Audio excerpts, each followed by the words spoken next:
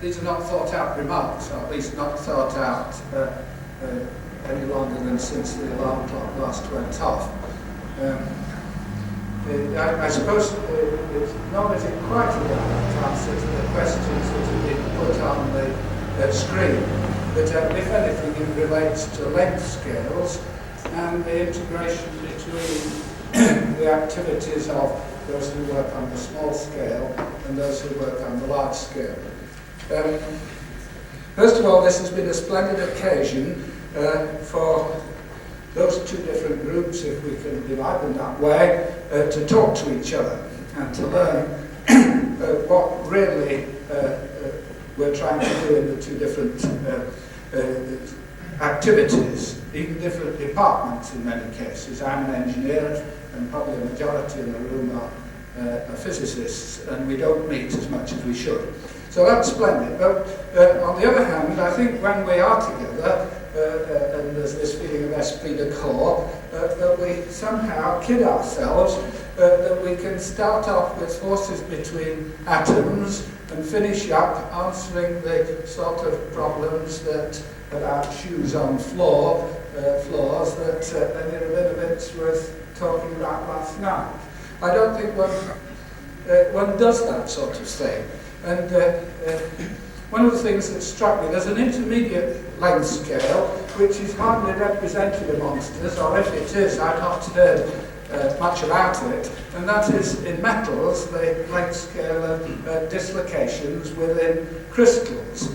And I think for metals there's the molecular atomic scale of behaviour that we've heard a lot about, and there's the continuum approach that we've heard about, but as John Pethiker indicated in his talk, and it was about the only one, there is an intermediate length scale involving dislocation motion, and whether crystal structure as a crystal structure matters. Now, I think back to when I was a sort of a beginner in the tribology game, was just about the time that the dislocation was invented, or at least the time where it began to really affect material scientists' thinking. And one was terribly worried, or people like me were terribly worried, that I would have to learn all these complicated dislocation mechanics before I could actually talk about plasticity. And that isn't the way it is. One does not solve problems in plastic deformation of an engineering sort by starting off with forces between dislocations. And that is not to say that that area of activity hasn't been extremely important in a sort of second order sense to engineering. The way in which we work is that we use dislocation theory, and a group of people who work, as we would put it in Cambridge, down the road in the material science department, to talk about how to get high yield strengths, high toughness, and other properties that one wants when developing materials. But having done that,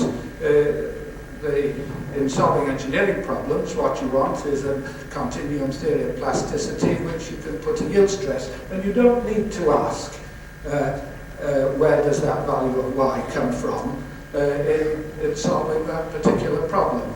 So what I'm really saying is we've been introduced to a whole new area of activity, which I'm sure is going to be important and feed into tribology. But we kid ourselves if we think we're going to start off with forces between atoms and solve engineering problems on a continuous line carried out by a single person.